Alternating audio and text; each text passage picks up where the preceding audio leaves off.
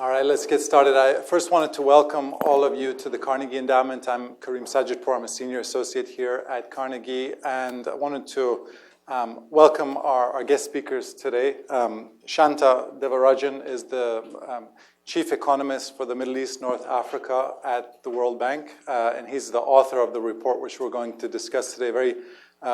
Very timely, very insightful new report on the economic implications of lifting sanctions on Iran.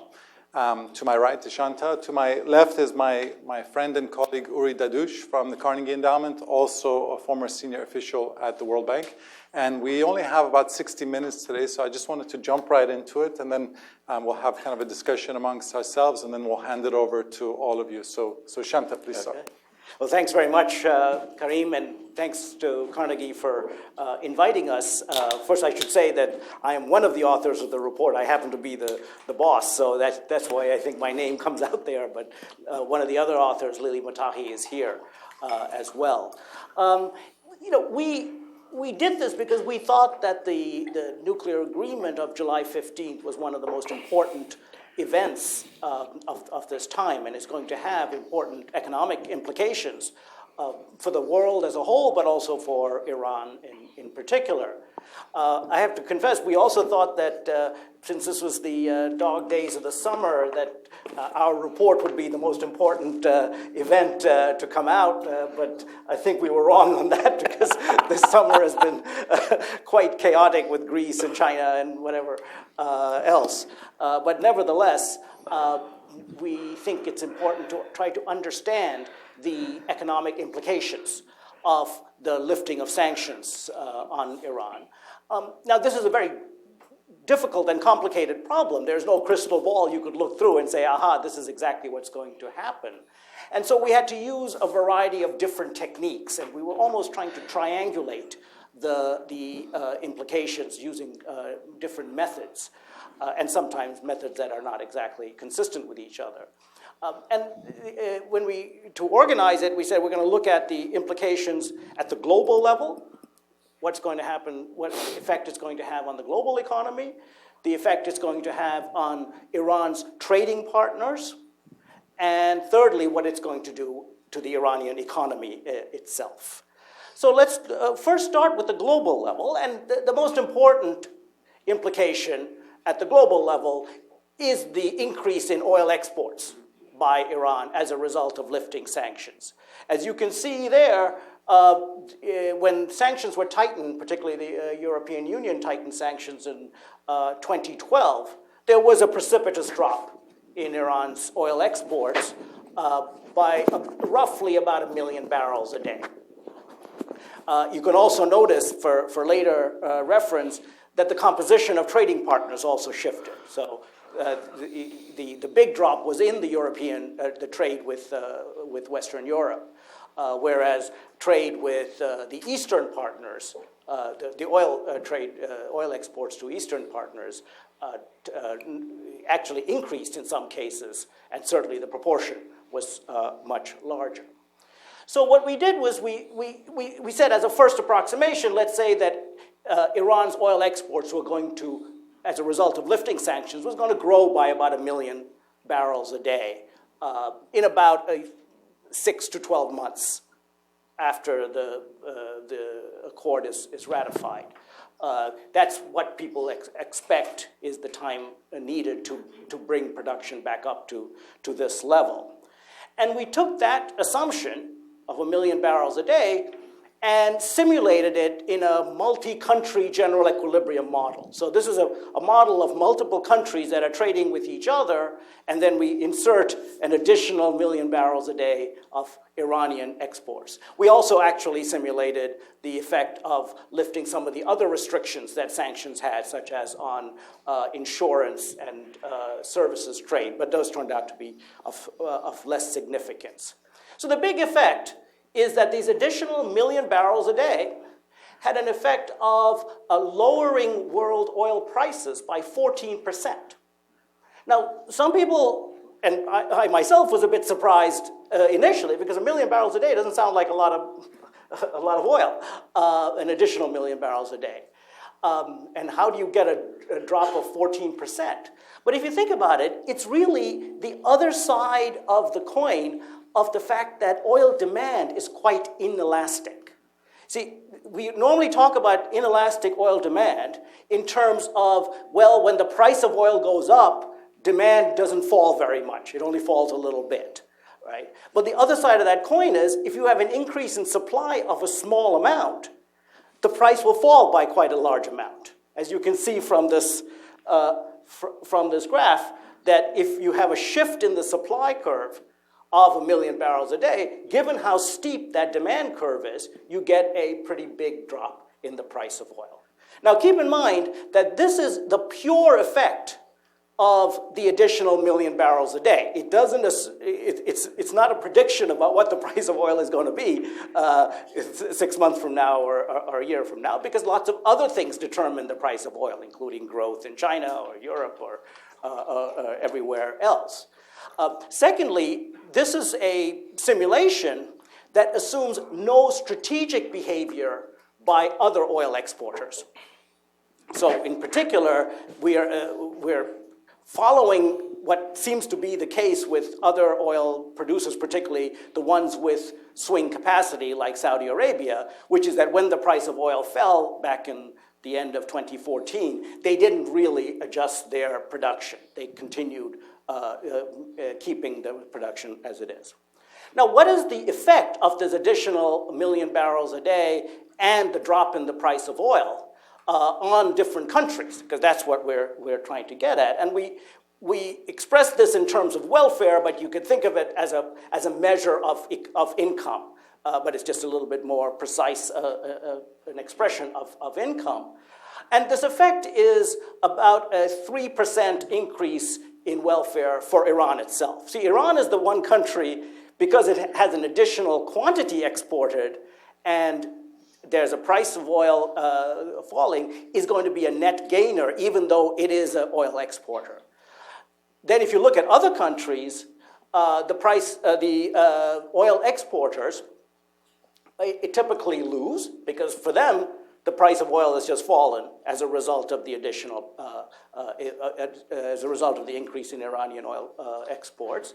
And oil importers, including the US and the European Union, gain. So this is the classic terms of trade shock that we have experienced in different ways, both in the upswing and in the downswing, with the price of oil in different times in history. Now let's turn to the second question we were asking, which is, what is the effect on trading partners? Because this is a global model that doesn't actually look closely at Iran's bilateral trading relationship. And for this, we use a different technique, which was to try to simulate or try to track Iran's bilateral trading relationships using what's called a gravity model, which basically is looking at the growth rate of the trading partners and Iran's own growth rate, and looking at what that trade would have been in the absence of sanctions. And then we looked at what the effect of 2012 and 13 were, by how much that trajectory of trade changed as a result of the events of 2012 and 13, when the EU sanctions became binding. And we could use that to actually calculate the net loss in exports, bilateral exports, that Iran underwent as a result of the tightening of sanctions in 2012 and 2013. And you can see that on this last column here, that there's a loss of exports over those 2 years of various trading partners, including some of the Western European ones, which is what you would predict, totaling to something like $17 billion, or about 3.5% of GDP over a two-year period. And this could be thought of as the net effect of sanctions on exports. And conversely, this is the amount by which we might expect exports to go back up once sanctions are lifted. The other thing is that to keep in mind here is the composition of trading partners. Because what happened both before sanctions became tightened, as well as during the sanctions era, was that there was a shift towards Eastern partners. Iran was, President Ahmadinejad himself had been shifting to look east policy or something like that, and they were trading more with Russia, with Korea, with China, India, and so on, and that process accelerated during the sanctions era.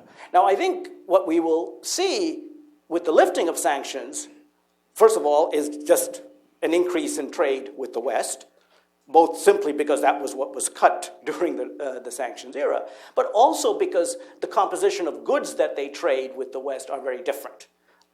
Iran basically buys consumer goods from the Eastern partners, but it actually buys high-tech machinery and equipment from the Western partners. And it is in dire need of those, having neglected technology upgrading during the sanctions period. Now, let me then turn to the third part, which is the effect on the Iranian macroeconomy, or the Iranian economy. And as I think many of you know, during the period of sanctions being tightened, particularly the first 2 years, 2012 and 2013, Iran went into a recession, quite a deep recession, in fact.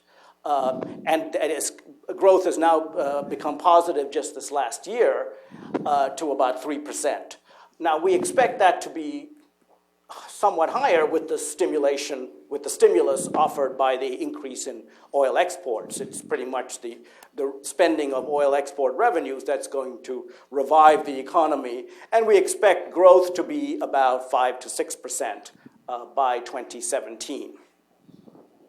Now, that's one side. Now, you can see from the graph, the other big issue in Iran, as it is in many other countries, is unemployment, particularly youth unemployment. And here there's an interesting twist to the usual story. Because if you look at unemployment rates and labor force participation rates, particularly if you split it up between women and men, we found a very interesting pattern before or during sanctions. And that pattern was one where the unemployment rate for young women actually went up, and the labor force participation rate went down. So women were dropping out of the labor force, as well as they were increased in unemployment. But the unemployment rate for young men actually went down. Now, this was a bit of a surprise, but if you think about it, it's one of those cases where economics actually is useful, Uri, because what was going on there was that during the sanctions period, 2012, 2013, as some of you may recall, the currency depreciated, the rial depreciated rapidly. Now, when the currency depreciates, like a devaluation, the tradable sector is relatively more profitable relative to the non-tradable sector. Now, women were mostly in the non-tradable sector, in services, whereas the men were in the tradable sector of the manufacturing, to some extent in the manufacturing sector, like the automobile sector and so on. And so you had this shift of the pattern of employment, where the services sector was the one suffering from the real depreciation, and so women were having trouble finding jobs, and many of them dropped out of the labor force at that time. Now, if you buy the story, this whole pattern could reverse with the end of sanctions, with the lifting of sanctions, where you would get now foreign exchange coming into the country, and so the services sector will start growing, and you would actually be able to absorb women back into the labor force and into employment. And the tradable sector, and that's my last point, the tradable sector might suffer. This is the non-oil tradable sector might suffer. And this is an important point to keep in mind, because this event, the lifting of sanctions, can be thought of as a windfall to Iran. But it really matters how you manage this windfall if it's going to generate any kind of sustainable growth. And there are some concerns, because and in the report we track the experience of previous windfalls, because Iran has had windfalls before when the price of oil has doubled and tripled at various times. And the way they have managed those windfalls is, shall we say, not very impressive. And in particular, in '73, when the price of oil first shot up, the Shah decided to sideline the National Planning Office and decided by himself on all the public investment projects to be spent on that, and they weren't very well designed or managed, and it was really a wasted opportunity.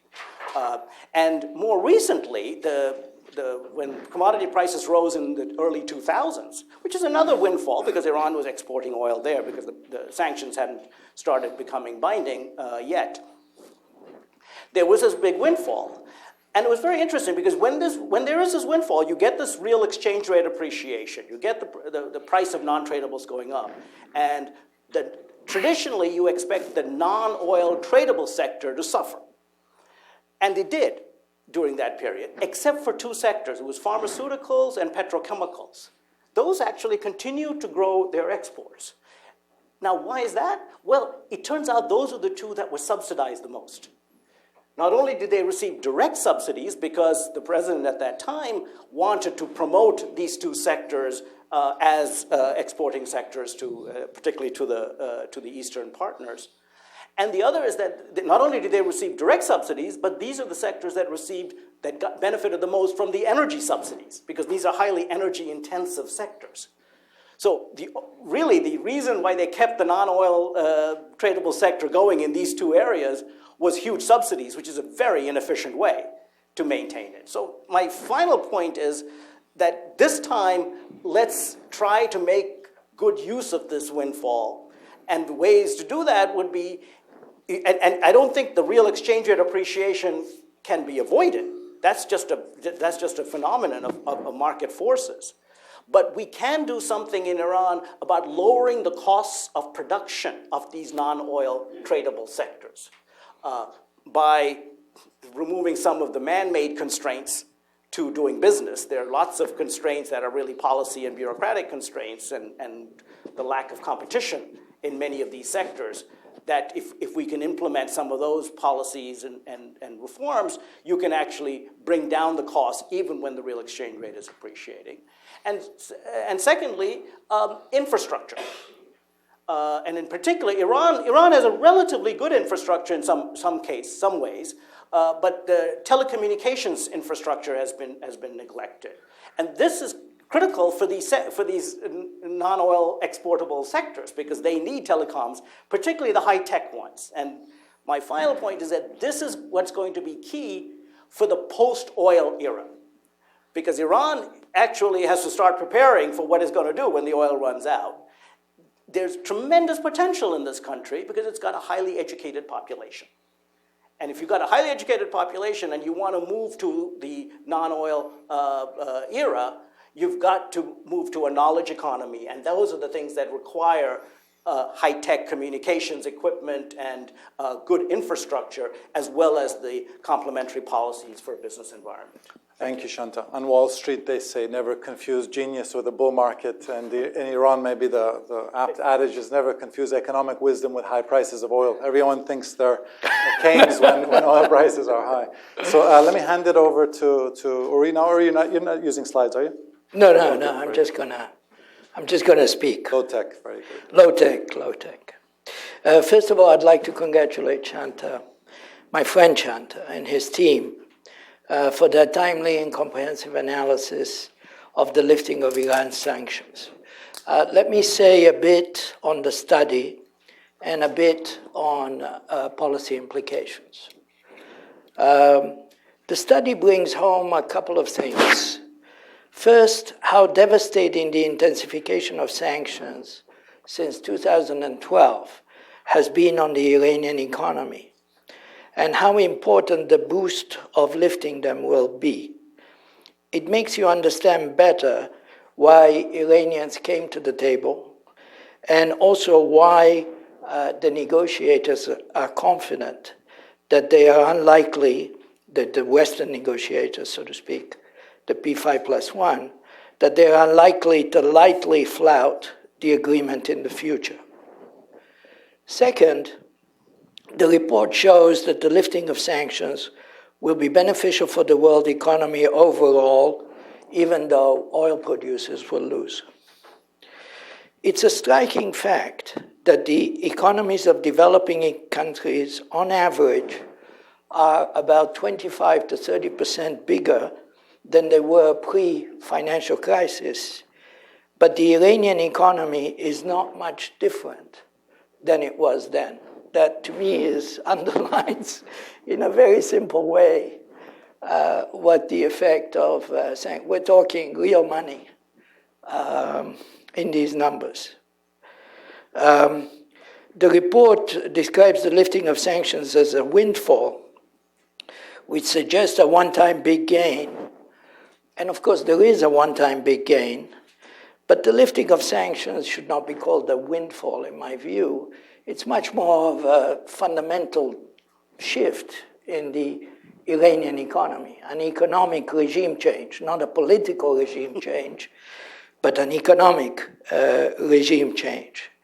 And so it should be looked at as the potential for a new start, a start where Iran integrates into world markets in an integral way, and where confidence rises with the lifting of sanctions. If you look at it this way, then the welfare gains for Iran are potentially, in my view, significantly larger than the 2% a year or so estimated in the report. Because in addition to the one-time boost to oil exports and the efficiency effects of trade opening, you have to factor in a sustained increase in total factor productivity growth and in private investment. Not only foreign investment, but also domestic private investment. Shanta is absolutely right to stress that these beneficial effects will depend predominantly on how Iran deals with the new economic regime as an opportunity to enact structural reforms and clean up its governance, or alternatively, as an opportunity to capture rents by the state and its associated special interests, and possibly get up to no good abroad. Iran is a large and sophisticated economy, about the same size in terms of population and income as Turkey. An economy about 40% larger and 40% richer per person, roughly, than Egypt. It is much more than an oil economy or an oil state. Pre-sanctions, it produced 1.6 million cars. That is almost 3 times as many as Italy produces today. Admittedly, Italy is not a very good example of efficiency.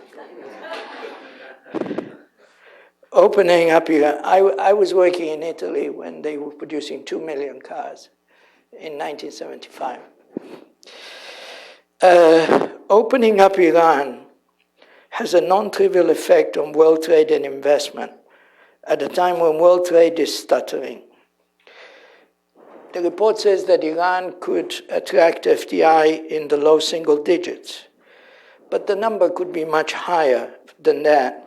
Turkey attracted $13 billion in 2013, and Turkey does not have huge oil reserves in need of technology and money to restart and expand. As for the effect on oil markets, which the report stresses is the biggest gain for the world economy, I have to say that I have my doubts as to whether this is good for the world today. I understand the point that it improves the incomes of oil importers, including the United States, and reduces the incomes of oil exporters. But the point is that we live now in a low inflation, low price world. We live now in a low price world, low oil price world. And I believe you can have too much of a good thing. The oil price has already fallen so fast and so low that the well-known destabilizing effects on the budgets of oil exporters and on the income statements and balance sheets of companies in the oil sectors are already very significant. And they could outweigh the positive effects of consumer demand. Looked at another way, oil is today a much smaller part of the family budget, but it is absolutely critical at the margin for a lot of oil producers. I'm also concerned, this is slightly below the belt, Shanta. I'm also concerned about the effect of even lower oil prices on carbon emissions and the increased oil consumption that this implies. As I mentioned in a comment to an IMF report last month in this room, it's amazing to me how the IFIs, the international financial institutions, can segment their analysis to put climate at the top of the list one day and then to ignore it the next. Finally, a word about business and about economic policies. Businesses have already assumed that the deal is going to go ahead and have been flocking to Tehran for months. The opportunities lie in investment in the energy sector and in providing all manner of goods and especially services, as Shanta has stressed, in an expanding economy.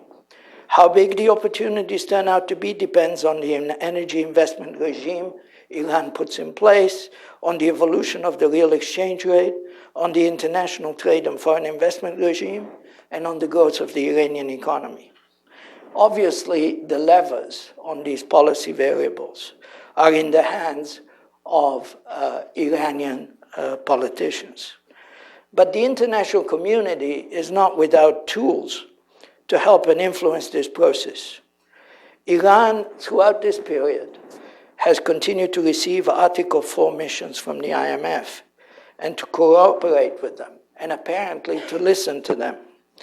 The message we have is that in all respects, they're moving in the right direction on macroeconomic policies. Businesses will be looking for sound fiscal and monetary policy, a sense that inflation is under control, that the exchange rate is simple, the exchange rate regime is simple and non-discriminatory. The exchange rate must be realistic. IMF can help on all these. As important is the fact that Iran has renewed its bid, as it already has several times, to join the World Trade Organization. Accession to the WTO is a multi-year process. It's a very frustrating process, but it is also one which provides a unique opportunity to reshape Iran's economy for modern times. A tough WTO negotiation will result in an Iranian economy with lower and more uniform tariffs, a more liberal investment regime affecting particularly trade and service, a reduction in the role of state-owned enterprises, respect for international standards and norms, including in intellectual property.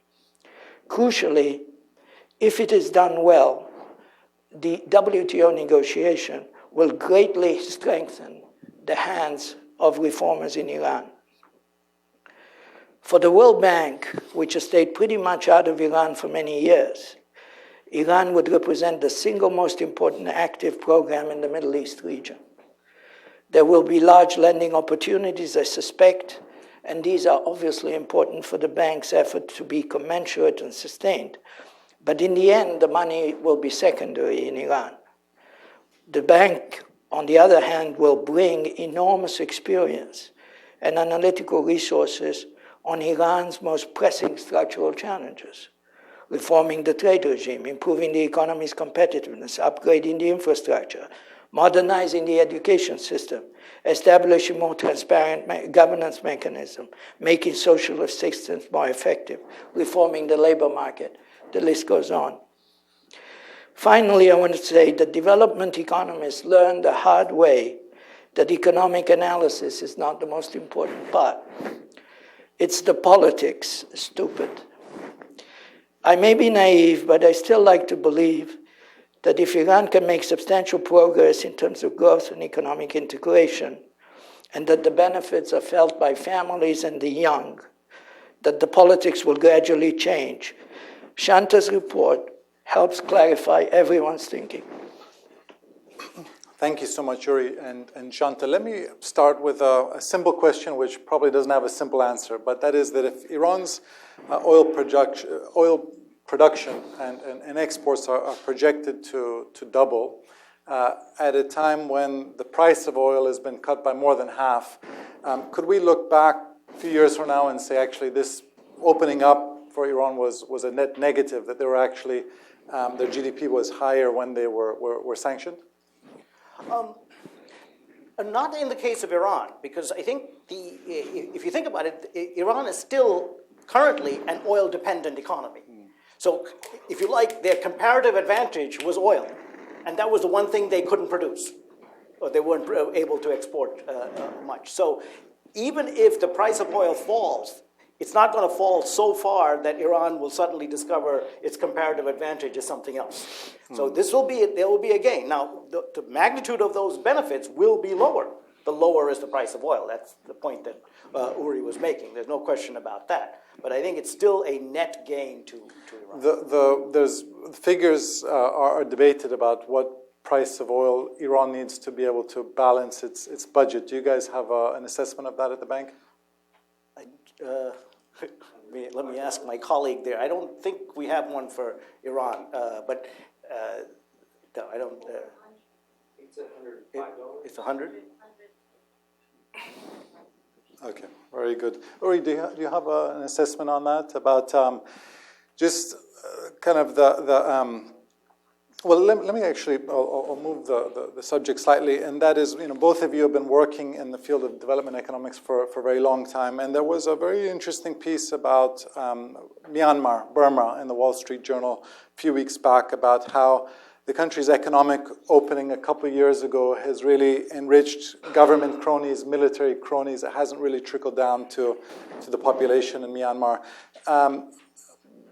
If you can kind of project it 2-3 years forward, based on kind of a comparative perspective that you have, how do you see this, the potential removal of economic sanctions, how do you see that playing out within Iran?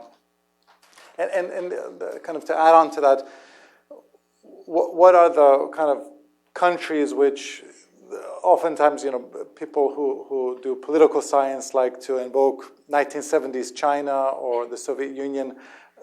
Is there another country or region which you find kind of most applicable to Iran's potential opening?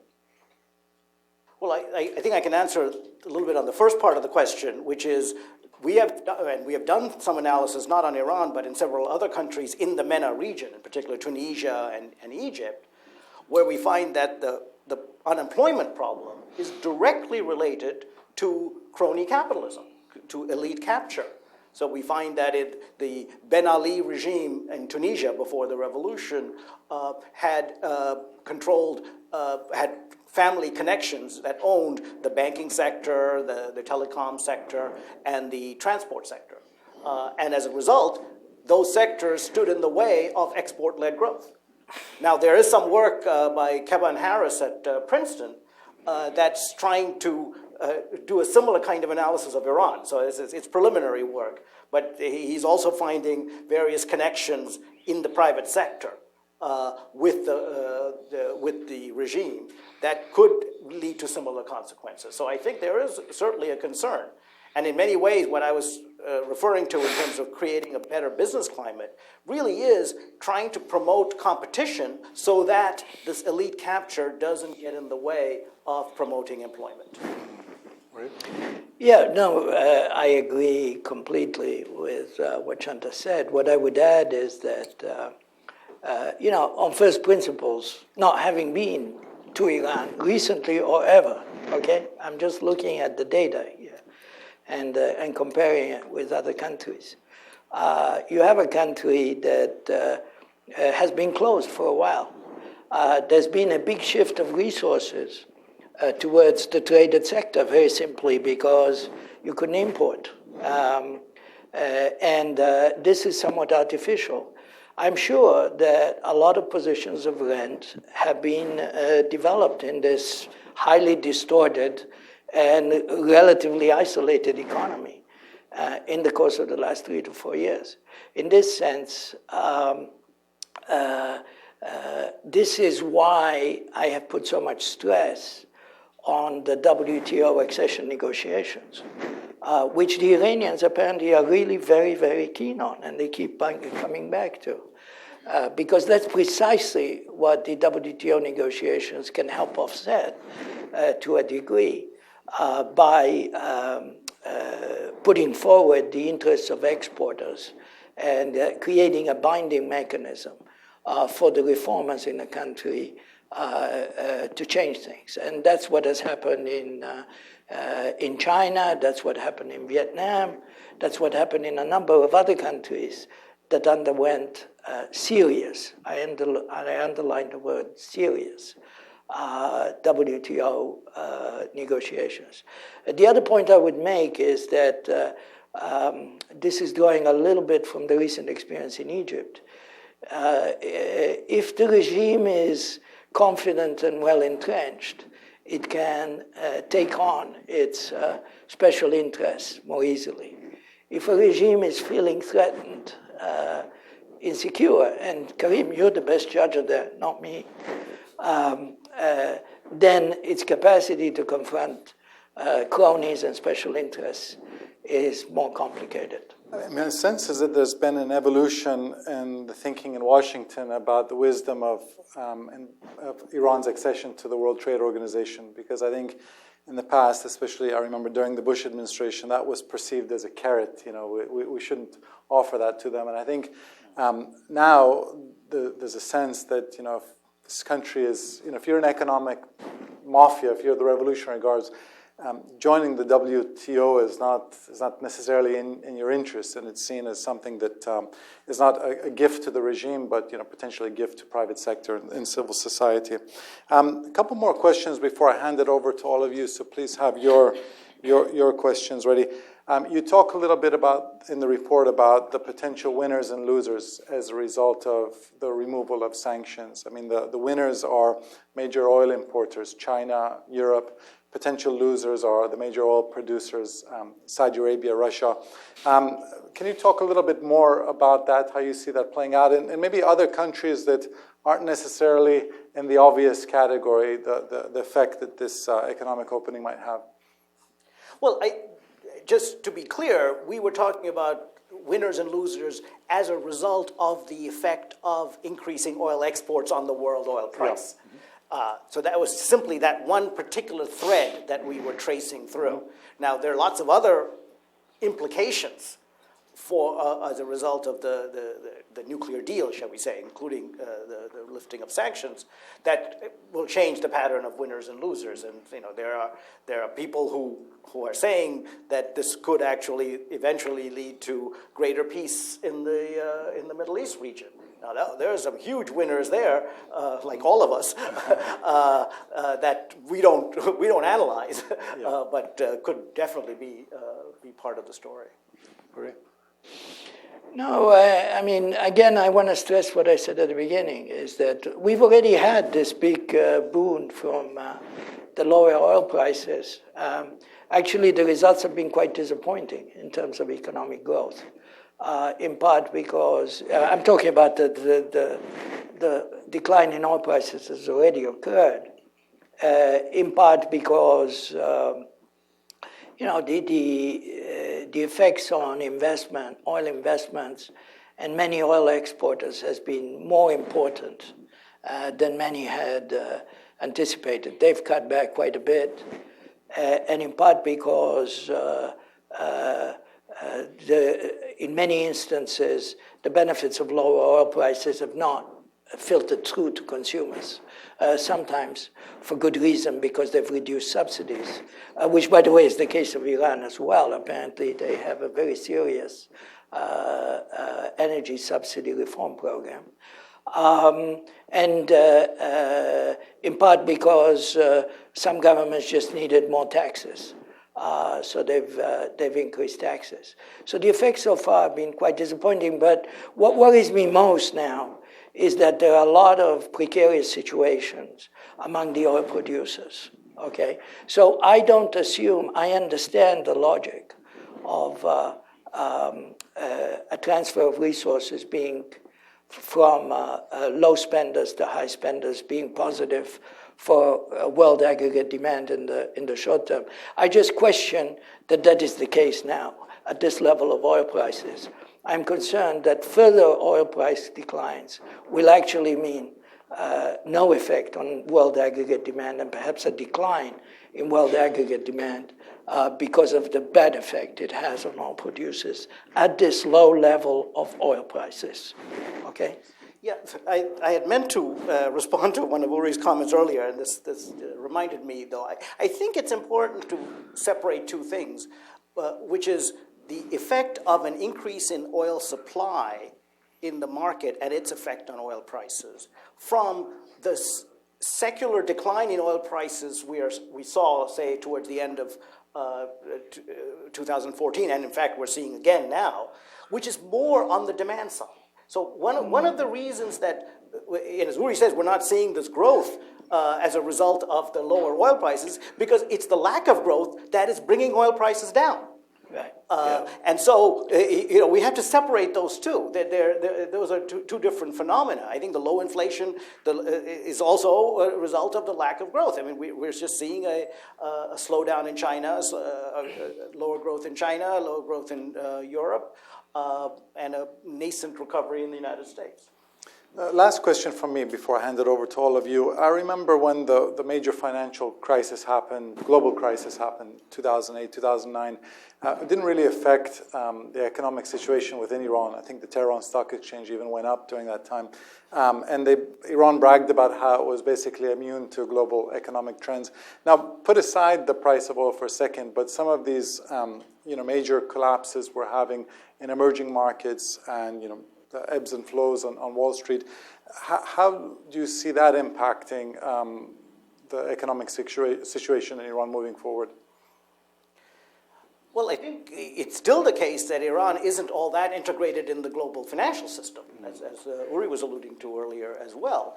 So I think the effect of the current turmoil, say, in stock markets and so on Iran in the near future is going to be through the oil price mechanism. That's the main channel we're going to see until and when Iran becomes more integrated in the global financial system. Yeah, very good. So hand it over to all of you. I'll take maybe 3 questions at once. If you can just introduce yourself and be brief as possible. Here in the front, Michael Gordon. Wait for the microphone. Michael Gordon, New York Times. Under this, following up on the notion of winners and losers, under this, the JCPOA, this Iran agreement, which is a rather complicated document, there's a long list of banks, companies, individuals, enterprises of various sorts on whom sanctions are removed, and it's a phased process. Some are removed right away on implementation day when the nuclear conditions are met. Some are removed on transition day, 8 years down the line. And in some cases, the sanctions ought to be removed by the European Union, but not necessarily by the United States, depending on the entity involved. But many, if not most, of these enterprises are linked to the IRGC. And to people who had been involved in the nuclear program. So a question I have is, did you examine within the framework of the Iranian economy what the effect is on removing these sanctions in terms of strengthening or weakening various players? Does the agreement strengthen the IRGC-linked companies? And do you think the strengthening of these IRGC-linked companies encourages economic reform in Iraq, discourages it, or has no effect? It's a big one, so why don't we actually start? Yeah, well, it's a big question and a very important one, but I have a simple answer, which is we did not look at that. Mainly for the reasons that you alluded to. It's very complicated, and there's a lot of uncertainty, even over how much money there is that is being blocked. In fact, I remember reading an article in the New York Times, maybe you wrote it, about the range of estimates. So we really didn't, we completely ducked that issue. It's potentially very important, but I think we also don't want to mix up stocks and flows, right? We're talking about the effect of the lifting of sanctions on the productive capacity of the economy. These are assets. They're sitting there. There's money sitting there, and the question is, will they be able to use it rather than have it frozen as it is now? And then there's a question of how much money there is, but also that's a political judgment how they're going to use it. I mean, we don't have any prior any independent assessment of how those resources will be used. I think, Michael, is this operating assumption that because of the fact that the Revolutionary Guards had really benefited from Iran's economic isolation, they filled the void left behind by the major international oil companies, that somehow this economic opening will be inimical to the interests of the Revolutionary Guards. My sense is that old saying goes, in a rising tide, all boats rise, that the Revolutionary Guards will stand to benefit from this as well. The big question is whether they will stand to benefit from this opening up more than the population. And that remains to be seen. That's why I asked this question about Burma, because I think at the time these things happen, there's great hope, and oftentimes we look back, whether it's Russia or Burma, in retrospect, and we say that, well, a few cronies got very wealthy, but didn't necessarily trickle down to the people in the way that people anticipated. Do you want to weigh in? Sure, go. I'll come back to the front, but let me go back to the back. Please, yeah. Hi, Nazanin Suresh with IHS. And my question is a bit more with regards to domestic politics and its effect with regards to economic reforms. As you know, Speak up a little bit more. Iran has talked about economic reforms for years. Part of why there hasn't been a lot of success has been that there hasn't been this sort of consensus that is needed amongst these different political actors within Iran, and basically lack of political will.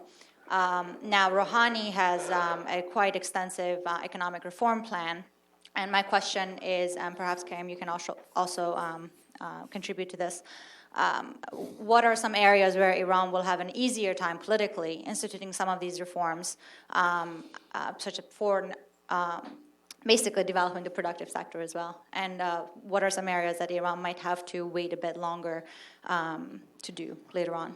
Great question. And let me come here to the front, Farzad.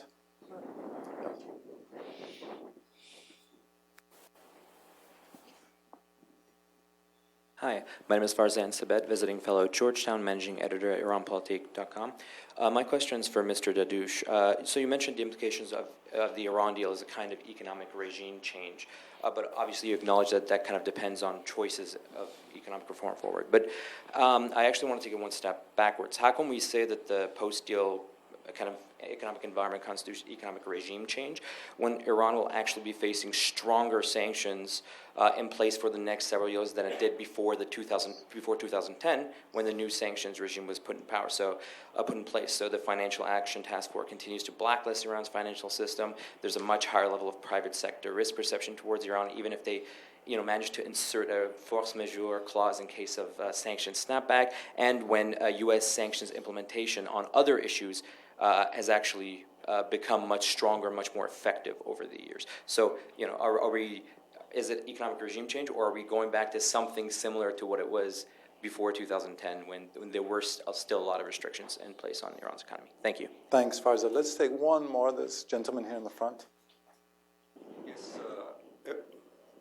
Karim Sadjadpour, chief economist at the IAF. We did a study also on Iran, and I think one of the implications of lifting the sanctions, it will strengthen the position of the moderate Rouhani government and the reform-minded. So that brings me to the issue raised that lifting the sanctions is good for the moderate government, and they will proceed further with reforms. In fact, with the sanctions, the hardliners benefited more. And that brings me to the issue of the exchange rate. Shanta mentioned that the windfall will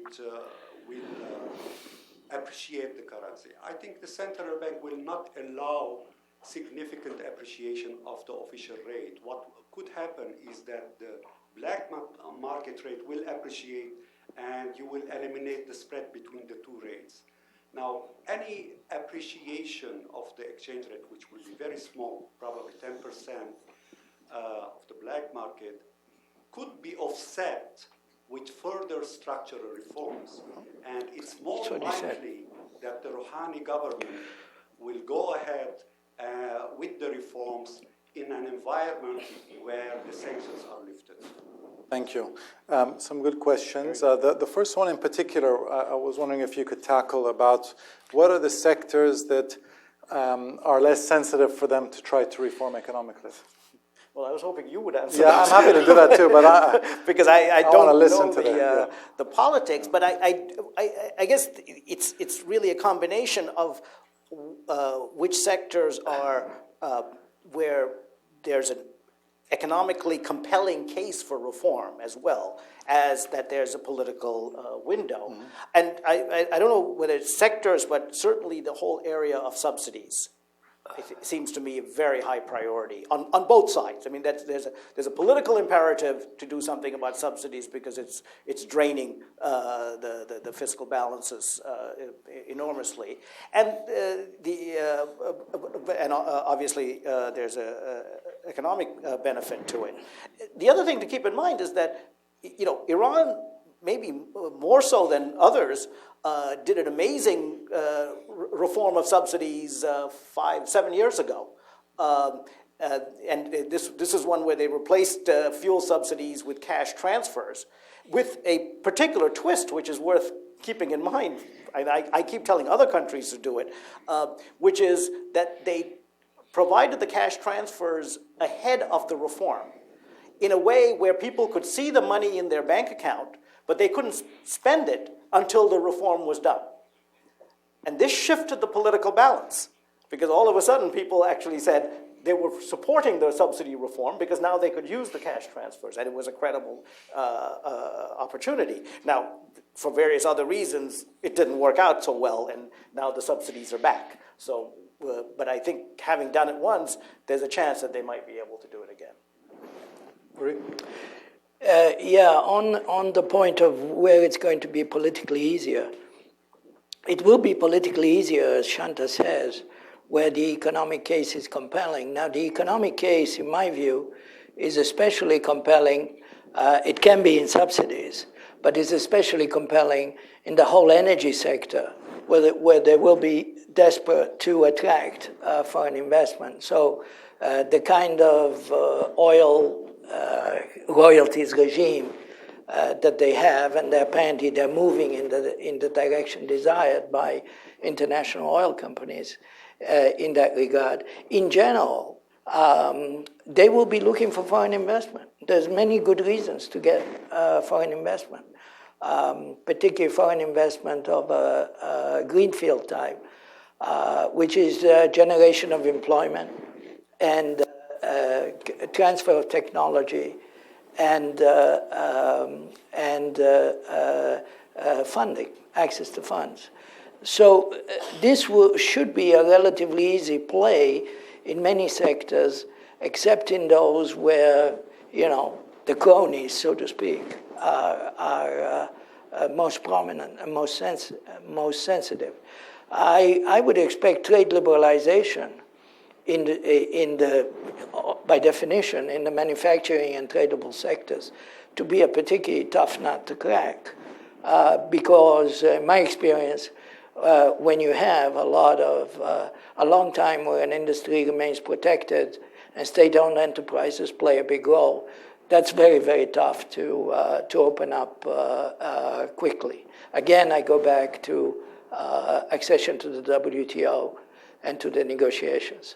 I'm not sure fully I know enough to answer your question I started from the assumption that sanctions are lifted. Now, I'm sure that I'm not even familiar with all the details, but I'm sure that this will take time, et cetera. There are a number of hoops to go through, including in the next month.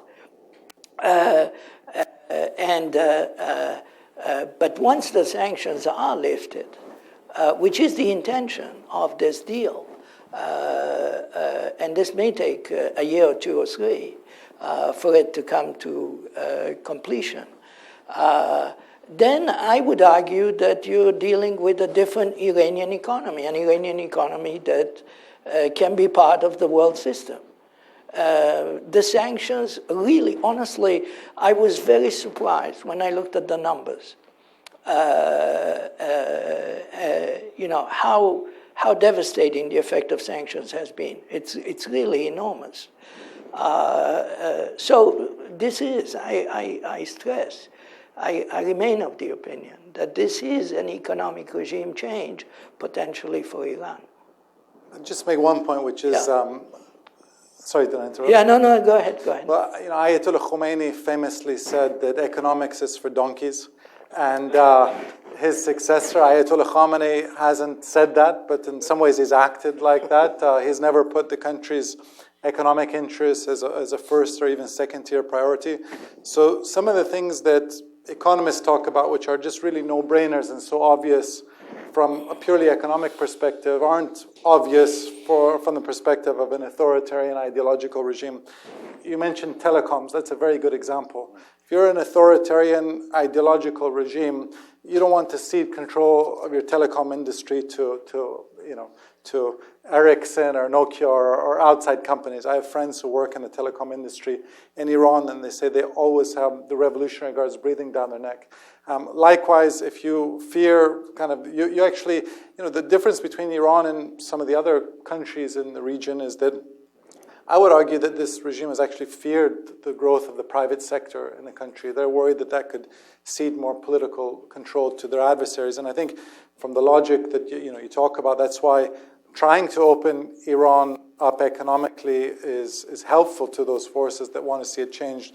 But I think we're naive if we think that the hardliners are simply going to open up the doors and embark on a path that's going to potentially weaken their hold on power. This is going to be a long fight. We have time for one more question. There was a woman here in the front. If you're extremely brief, we can add another one, but I don't want to keep you all late. I think it is a brief question, and it's Shanta on the table showing the gravity model results. I noticed that China wasn't in there, so one interpretation is that China didn't cut trade with Iran to implement sanctions, but neither did it offset the sanctions by increasing trade. I just wanted to know that. That's exactly right. Yeah. Thank you. And there was a lady here, please, in the center.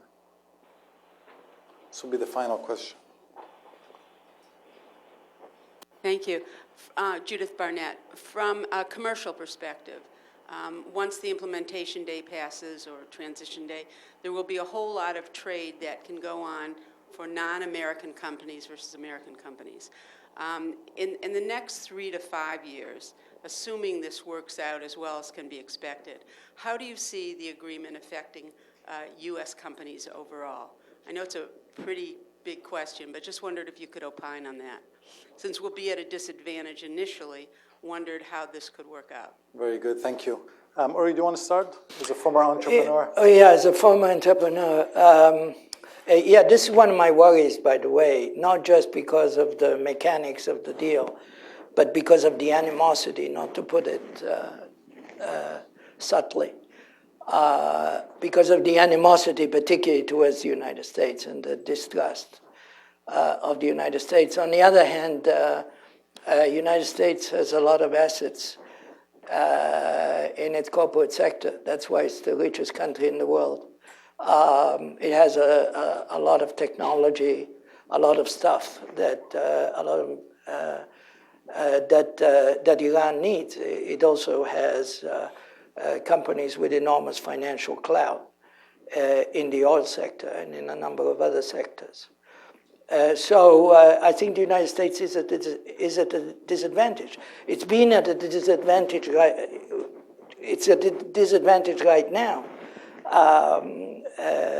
And a lot of other countries are ahead.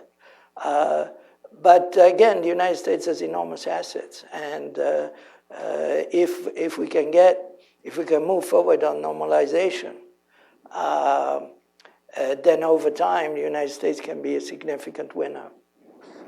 I do think, though, that as long as Iran's position toward Israel remains the same and its support for groups opposed to Israel, Hezbollah, Hamas, Islamic Jihad remains the same, Congress is very unlikely to lift the U.S. sanctions against Iran. And I think the situation will simply go back to what it was pre-2005, in which European countries were importing Iranian oil, doing business with Iran, but the United States was still largely shut out. Shanta.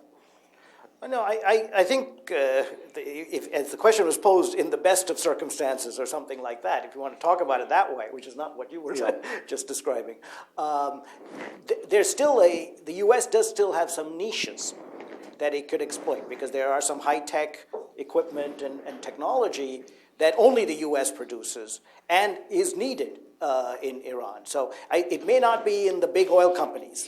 It may not be as far as I know, it seems like the French and Germans are already in Tehran as we speak, beginning their deals. So I think that maybe the U.S. might be too late to the party on that one. But there are still plenty of things that the U.S. produces that nobody else produces, and at this very high-tech level, which is still needed in Iran. So I think there's potential there. There was a... I like this question because I agree. My fellow chief economist, or donkey, or whatever you want to call it, exactly the point, right? That you can make the real appreciation, however it transmits itself, work for you with structural reforms. That's how successful countries have done it. And that was what I was saying about trying to make sure that you use the windfall in such a way that the non-oil tradable sector can continue to grow. So fully agree. Great. Well, thank you all for coming. Above all, thank you to Shanta for this terrific report, to Uri, and hope to have you guys back soon. Thank you very much.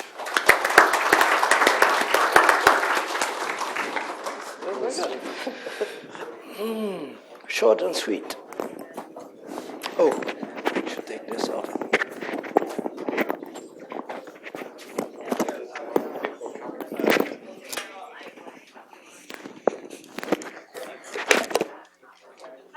Thank you. Patricia, nice to meet you. Thank you very much for right on.